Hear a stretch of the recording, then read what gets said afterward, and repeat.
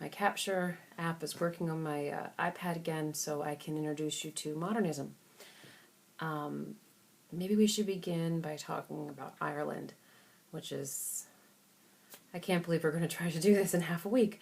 But the Act of Union of 1800, of course, made Ireland a part of Britain, and I'm sure everyone's aware of Irish stereotypes, and I encourage you to look up Irish political cartoons from the 1800s, because the English really made them out to be barbarians, uneducated, drunkards, that Catholicism was somehow linked to like witchcraft, like very anti-Irish, and felt like they had the right to conquer and control and cut it up and divide it among the English upper class, like certain areas, and land ownership there. And so families of English would reside there and, kind of take over the farm and count it as their own land, and their family would stay for generations and generations until they kind of identified as Anglo-Irish, meaning they had the Protestant British roots, but they also identified strongly as being Irish. And that's where William Butler Yeats falls. He's from a middle upper class Anglo-Irish family, and as we'll see in the second poem, Easter 1916, he's very divided in that, he grew up in Ireland, but he was educated in London, and he consorts with literary circles in London, but also he's a part of the Irish revival in Ireland. So we'll talk about that division in just a minute. The first poem I assigned, The Stolen Child, was largely inspired by his attachment to Irish folklore, which he got from his mother. And it's, of course, as you read it, about fairies kind of calling to a child to abandon his house and come live with them in the wild. And I was just going to read the last stanza, because the first few stanzas, it sounds really enchanting. I mean, the berries and the birds, and it just sounds like a wonderful place to escape to. But there's kind of a hesitation in that last stanza, and this is on page 2086. Away with us he's going, the solemn-eyed. We'll hear no more the lowing of the calves on the warm hillside, or the kettle on the hob sing peace into his breast, or see the brown mice bob round and round the oatmeal chest. For he comes, the human child, to the waters and the wild, with a fairy hand in hand, from a world more full of weeping than he can understand. So in the end, it doesn't necessarily sound like that fairy world is necessarily better than the human world. And I'll let you make of that what you will, because in the beginning it sounds like such a better deal than growing up in a world where we know there's pain and conflict and loss. So there's a really creepy reading of it on YouTube that shows the fairies and has this haunting, bewitching voice, which you have time, I encourage you to check out.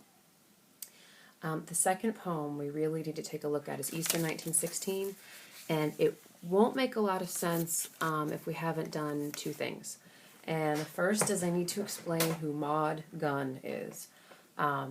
She was very pro-Irish separatism. She was tall, she was an actress, she was brilliant, she was political, and Yeats was madly in love with her. He asked her to marry him many times. She always said no. She married Major John McBride, who turned out to kind of be a drunkard and jerk. And then they had a daughter, and he ended up proposing to her, and that didn't work out. And so he finally ended up getting married later in life and having children. But Maud Gonne will play into this because her husband's mentioned in the poem Easter 1916. So Easter 1916, World War I is taking place. The Irish are being called upon to fight under the British flag. And there's already this whole separatist movement. So why are we fighting for Britain? We don't feel like we're a part of it. You don't treat us like we're people, and we don't have equal rights. And they had this rebellion that was supposed to take place in Dublin on Easter 1916, but it was kind of poorly planned, and they didn't get enough people on their side, and it turned into a bloodbath.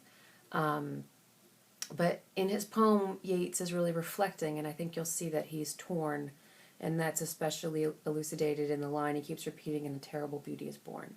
So I wanted to read the stanza in the middle of 2094, and this is about all the players, all the people who've gone down in history as being crucial in instigating this rebellion.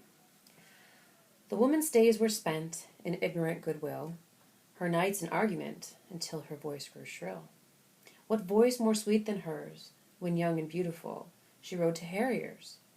This man had kept a school, and rode our winged horse. This other, his helper and friend, was coming into his force. He might have won fame in the end, so sensitive his nature seemed, so daring and sweet his thought. This other man I had dreamed a drunken, vainglorious lout. He had done most bitter wrong to some who are near my heart. Yet I number him in the song, he too has resigned his part. In the casual comedy, he too has been changed in his turn, transformed utterly, a terrible beauty is born. So the winged horse, Pegasus, is a symbol that's very much attached to Ireland. And you can look through the footnotes for the various people that he's referring to in the poem. The vainglorious lout is Major John McBride, and the person, of course, whose heart that he cared about is Maud Gunn. So he's saying this guy's, a drunken braggart, and he hates him, but for taking part in this, he has to give him credit. And again, the terrible beauty is born, meaning even those who didn't fight in the rebellion, they saw their countrymen be crushed by the British, and this ideal of separatism is building. And not too long thereafter, I think it's 1922, that Southern Ireland became the Republic of Ireland, and Northern Ireland is now a part of Britain. And of course there was lots of bloodshed in between, because Northern Ireland is largely Protestant and part of Britain, and Southern Ireland is largely Catholic. But that's not what we're focusing on. I think it's important to understand the whole idea of what's going on through Yeats's divisiveness, because he both sympathizes with the Irish, but he feels like he's English, and there's just this tension in this poem throughout. It's really something to think about. So let's move on to George Orwell, and I'm sure you've heard of the novel 1984 if you didn't have to read it.